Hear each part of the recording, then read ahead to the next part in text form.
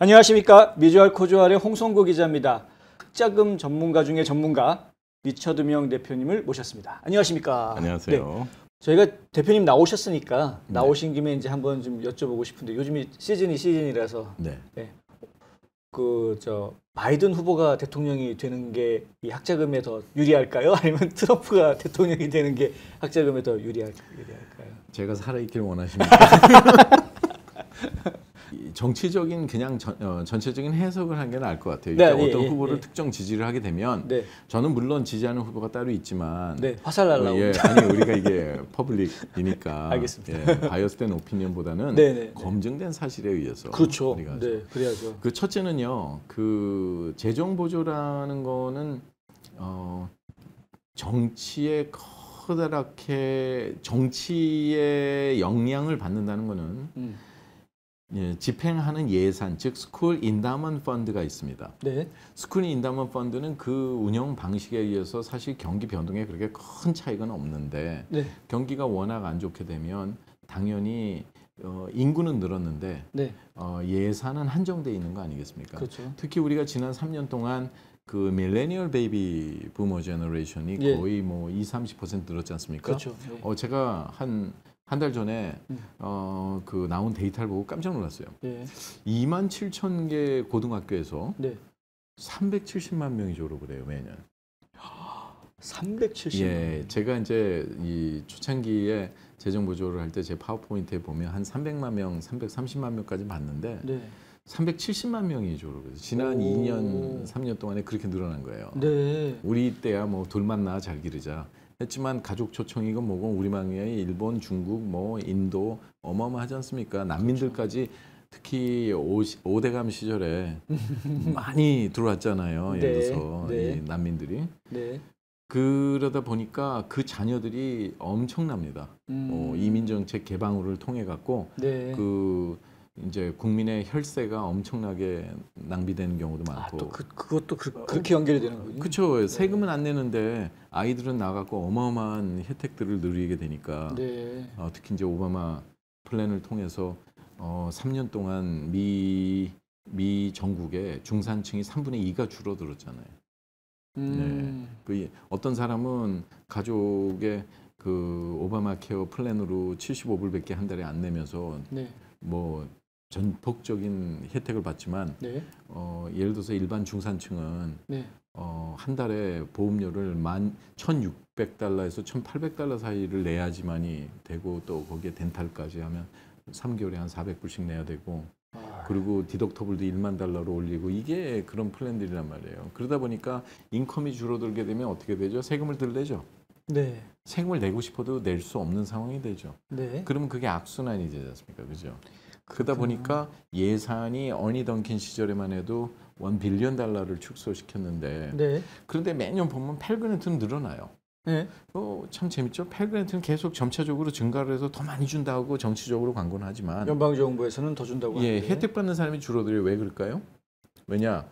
수익과 자산을 계산하는 공식에서 가정분담금을 더 혜택이 늘어난 것보다 가정분담금을 더 높여버리니까 대상자가 더 줄어들게 되는 거고 합법적으로. 그러니까 정치적으로는 우리가 아까 말씀드렸듯이 재정부적으로 우리가 더 많은 예산을 들였다 하지만 실질적인 혜택 면에 있어서는 그런 거를 확 줄여버리니까.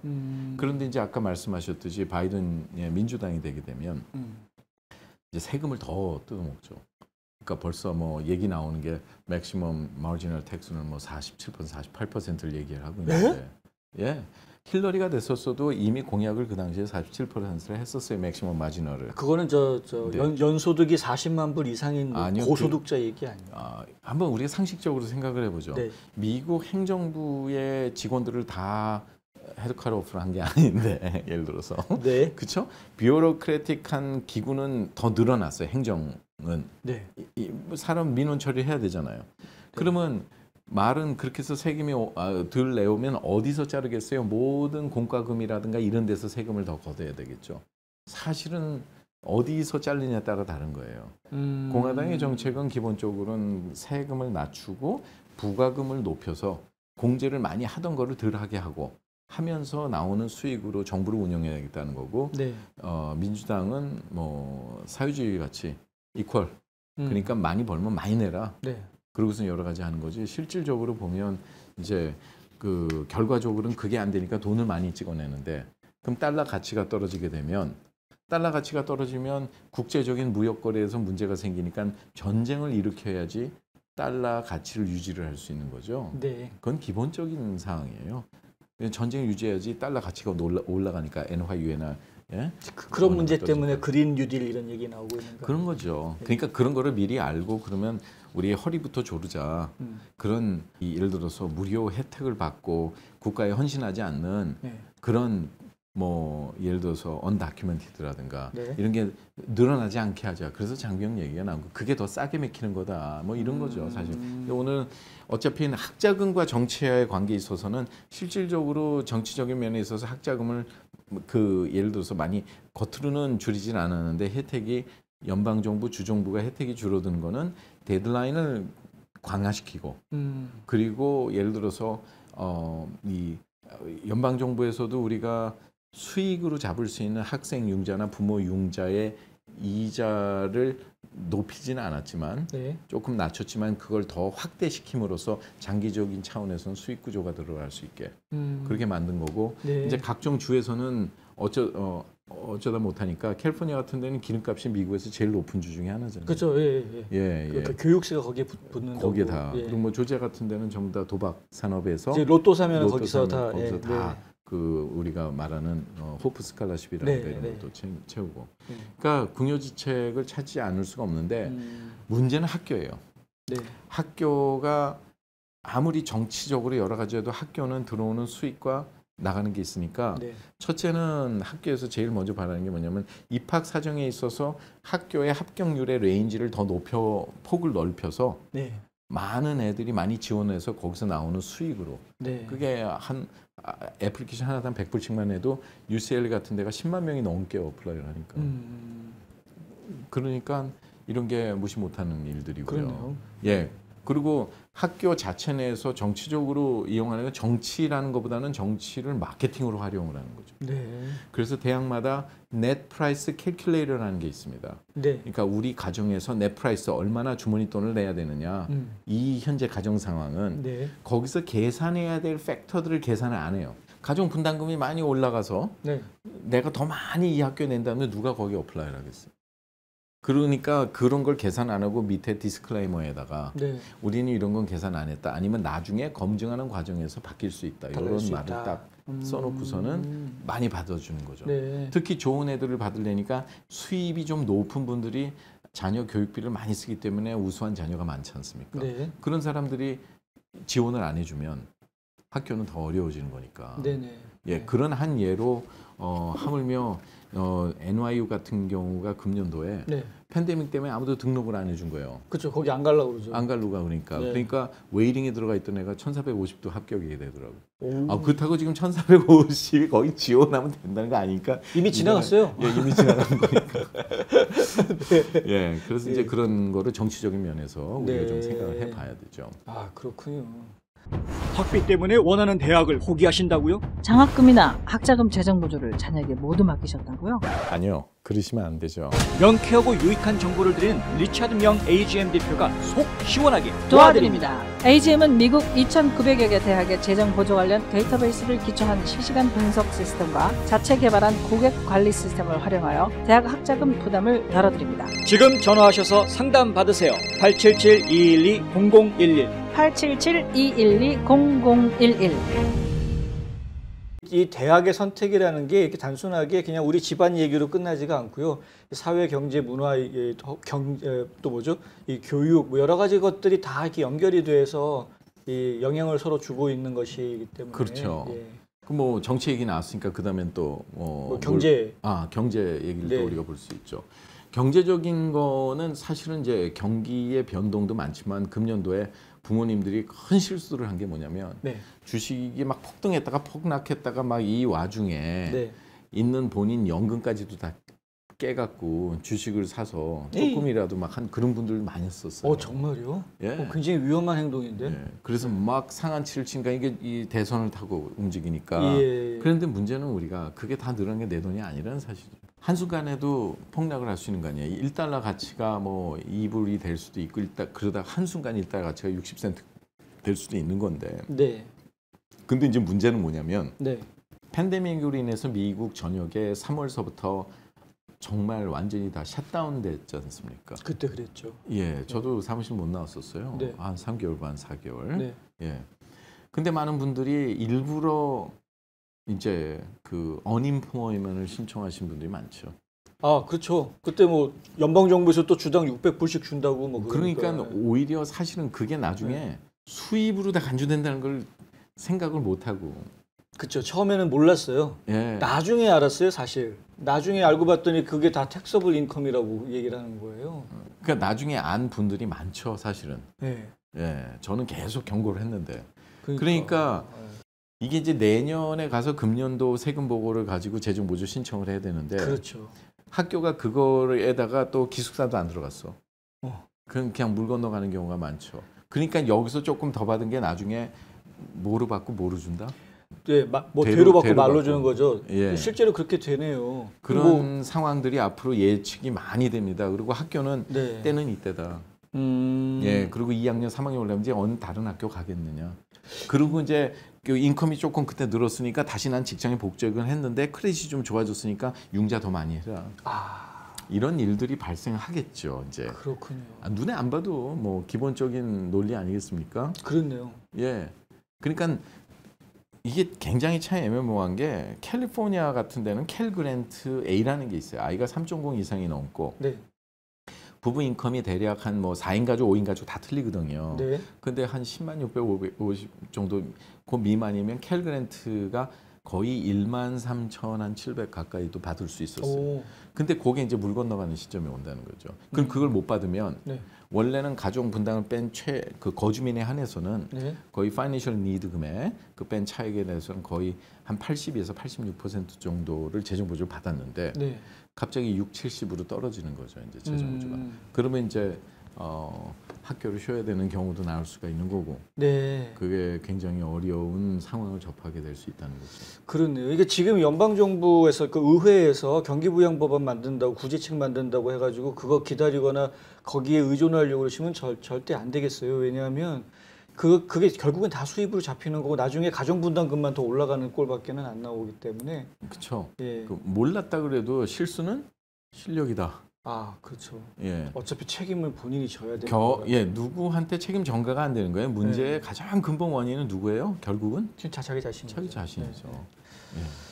아, 또 그게 그렇게 되는군요. 아, 잘 알겠습니다. 지금 요즘이 지금 굉장히 어려운 텐 것 같아요. 밀레니얼 부모들이어가지고 가뜩이나 경쟁이 심한데 경쟁이 그렇죠. 심해 거기다 코로나 바이러스 때문에 지금 경제적으로도 좀 어렵고 대통령 선거가 있는 해여가지고 또 정치적으로도 혼란스럽고 하여간 지금 굉장히 복잡한 해인 것 같아요.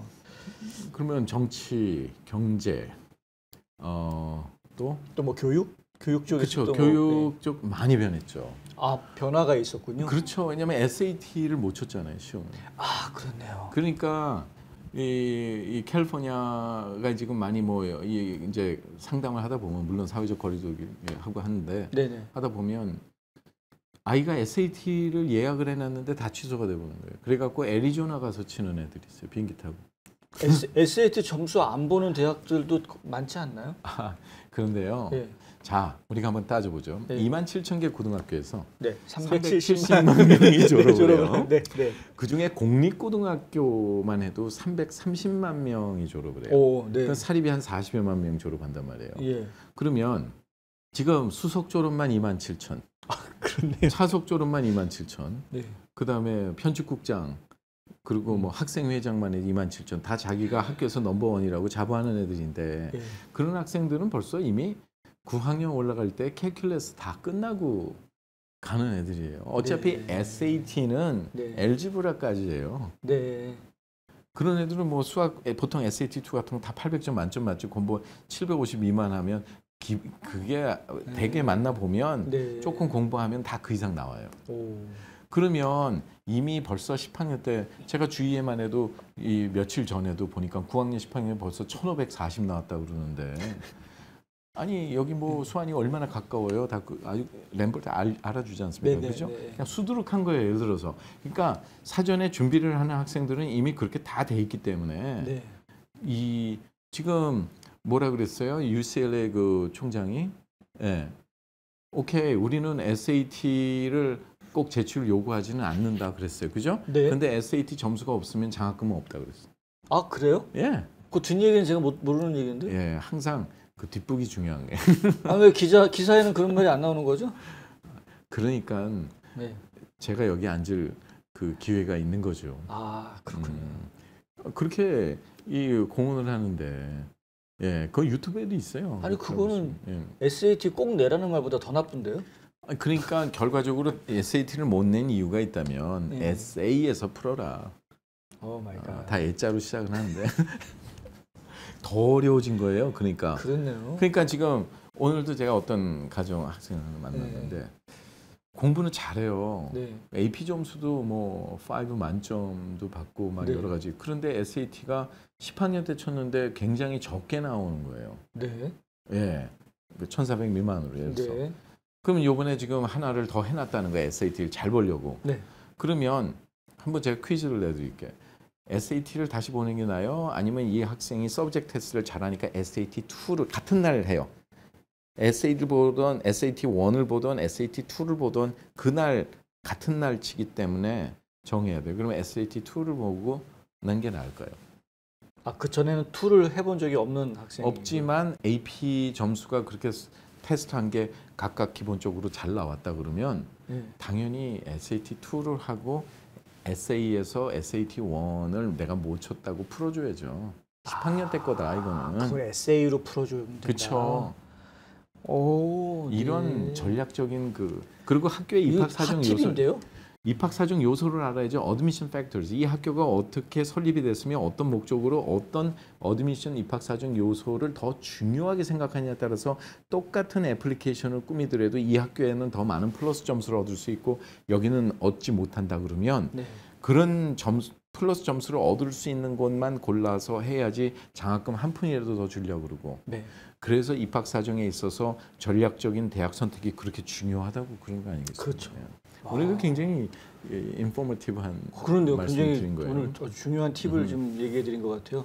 요즘 같은 비대면 시대에 광고도 인터넷이라는 것 아시죠? 그런데 어떻게 해야 될지 모르시겠다고요? 가장 효과적인 인터넷 광고는 좋은 컨텐츠에 붙어 있는 것입니다. 뉴스앤포스트는 좋은 컨텐츠를 만듭니다. 비즈니스가 어려우세요? 뉴스앤포스트에 광고하세요. 좋은 상품이 있는데 알리고 싶으시다고요? 뉴스앤포스트에 광고하세요. 널리 알리고 싶다고요? 뉴스앤포스트에 광고하세요. 뉴스앤포스트는 페이스북, 유튜브, 카카오톡, 트위터 등 다양한 플랫폼으로 컨텐츠를 전달하고 홍보 효과를 극대화해드립니다. 마지막으로 하나만 더 여쭤볼게요. 이 부분은 그냥 삐 그러고선 돈을 내야지. 내시는 분만 보실 수 있게. 마지막으로 제가 하나만 더 여쭤볼게요. 그 부모님들은 이제 흔히들 하시는 얘기인데 자녀들이 이제 대학은 가야 되고 학비가 필요하니까 장학금 받아라, 장학금 받아라. 그 얘기를 계속 하시거든요. 여기에도 신청하고 저기에도 신청하고 한 푼이라도 장학금 받아라. 실제로 도움이 되는 건가요? 뭐 재정 보조를 하나도 못 받았다면 도움이 되겠죠. 그런데 분명히 알아야 될 게 우리가 재정 보조를 구성하고 있는 것을 봐야 돼요. 첫째는 재정 보조 구성은 뭐예요? 연방 정부, 주정부, 대학, 그리고 학부모. 학부모가 지원해 주는 것도 재정 보조예요. 그렇죠. 그러면 무상 보조금에는 그랜트, 재정 보조용 장려금이라고 그러죠. 그랜트가 있고 장학금이 있어요. 근데 장학금에는 두 가지가 나눠요. 메릿 베이스, 성적 장학금이나 이런 어떤 탤런트가 있어서 하는 그게 있고 재정 보조용 장학금. 재정 보조용 장학금은 2.0만 넘으면 되는 거예요. 그러면 재정 보조용 장학금이 더 많습니다. 미국 연방 정부 법에는 모든 받는 보조금을 융자까지 포함해서요. 다 포함해서 총 비용을 못 넘게 돼 있어요. 그래서 장학금을 외부에서 받았다. 그럼 그 다음 연도에 그만큼 빼고 줘요. 이것도 삐 하는 거 처리를 해야 돼요, 사실은. 그만큼 빼고 준다니까요. 받는 거는 좋은데 그 받는 성격이 내가 그 W9이라는 걸 작성해서 연방에 보고하게 돼 있어요. 이제 정확한 기관에서 주는 거는 W9이라는 걸 해서 자기네가 이렇게 지불을 했다. 네. 그럼 거기 소셜 번호가 다 들어간다고요. 네. 그럼 그게 매칭이 돼야죠. 여기서 받은 것도. 네. 그렇게 되는 경우에는 속일 수가 없죠. 큰일 날라고. 그렇죠.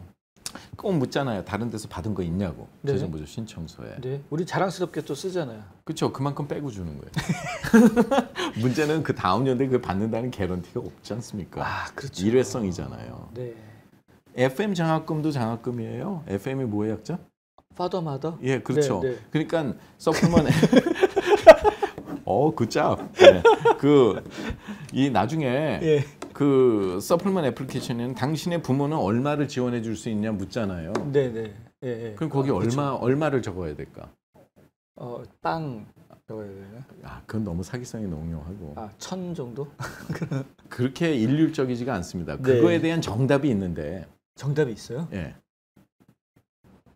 갑자기 약해집니다. 정답 가르쳐 주시죠. 안 가르쳐 주고 그지. 삑 처리하고 네. 그 정답이 있어요. 네. 예, 근데 그거는 사람마다 다르기 때문에 네. 네, 그건 직접 보고 얘기하지 여기서 이렇게 퍼블릭을 해서 그걸 또 잘못 활용해 갖고. 예. 그렇잖아요. 그죠? 네, 실수하시면 안 되죠. 그러니까 그거는 따로 문의 주시면 돼요. 근데 거기 적는 만큼 진짜 안 줘요. 근데 그런 것들을 적어내면 입학에 좀 유리해질 수 있나요? 그렇진 않습니다. 그래요? 예, 그걸 많이 적는다고 입학에 더 되는 건 아니에요. 그래요? 네. 왜냐하면 니드 블라인드 정책을 쓰는데 그런데 그 자녀들의 근데 그러기 때문에 굉장히 조심해야 될 게 있죠. 네. 퀘스트 브릿지. 그 유명한 퀘스트 브릿지. 아이비리그 많이 보내준다는 퀘스트 브릿지. Yes and no. 예, 노가 네. 더 많습니다. 그래요? 예. 왜냐, 니드 블라인드인데 퀘스트 브릿지를 신청을 하면 이제 대략 한 28,300만 명 정도가 1년에 어플라이를 해서 네. 1차에서 한 5천여 명 정도가 선발이 됩니다. 네. 근데 이제 2차를 들어가잖아요. 거기서 한 2천여 명 정도 우리가 뽑는 건데. 네. 그런데 이제 그 다음에 무슨 문제가 있냐면 학교를 매칭을 시키잖아요. 네. 네. 근데 분명히 합격 발표하기 전까지 재정보조 데이터를 보지 않는 것이 니드 블라인드 정책이라고 했어요. 그렇죠. 그거는 정확하게 연방 정부 신청서를 통해서 들어가고 학교에서 요구하는 CSS 프로파일 통해서 들어가는 거는 그렇게 돼 있습니다. 네. 예. 근데 이제 문제는 퀘스트 브릿지 자체 내에서 그걸 검토를 해갖고 추천서를 쓴다든가 얘는 확실하게 재정이 반드시 뭐 이렇게 필요한데 이런 얘기를 할 수 있는 그런 시스템이 돼 있지 않아요. 그러니까 제출해준 정보를 누가 베리파이를 해야 되냐면 대학이 베리파이를 해야 돼요. 네. 그러면 아직 합격 발표를 안 했어요. 네. 퀘스트 브릿지라는 건 외부에서 나오는 거지 연방법이 저촉이 된 게 아니에요. 그렇죠. 네. 그러다 보니까 합격 발표를 하기 전에 그 제출한 데이터를 검증받아야 되잖아요. 네. 그럼 그거 이벨루에이션 하면서 얘는 똑똑하긴 하지만 얘랑 같은 애가 있는데 얘는 우리가 재정 보조를 많이 매칭을 더 해줘야 돼. 그러면 얘는 안 되겠는데 니드 어웨어 정책이 돼버려요. 그래서 퀘스트 브릿지는 됐는데 학교는 다 떨어지는 경우들이 있습니다. 정말요? 많이 있어요. 제 주변에는 퀘스트 브릿지 덕분에 한 푼도 안 내고 예일대 갔다 뭐 이런 케이스가 있어가지고. 그러니까 된 사람들은 자랑을 하죠. 네. 그러니까. 예, 다 잘 되는 줄 알았죠. 안 된 사람이 더 많죠. 네. 그거로 인해서 내가 얘는 일반 재정보조 신청 단계를 하면 아이비를 갈 수 있었는데 네. 다 떨어지게 되는 경우가 그게 더 많습니다, 사실은. 겉으로 안 나타나는 거지. 그렇군요. 이런 또 이야기예요. 네, 그러니까 이거 굉장히 이거는 삐처리 안 하셔도 돼요. 네, 그렇군요. 예. 하여간 참 오늘 되게 많은 정보들을 여기까지 해야 돼요. 청기누설 너무 많이 하면은 저희가 그쵸. 네. 지금 1000기가 아직은 만기까지는 안 갔으니까. 네, 오늘 저희가요 기본적으로 지금 올해 너무나 많은 변화들이 있는 해이기 때문에 이 재정보조에 전반적으로 어떤 문제점들이 있고 또 어떤 변화들이 있는지 저희가 좀 전반적으로 한번 훑어보았습니다.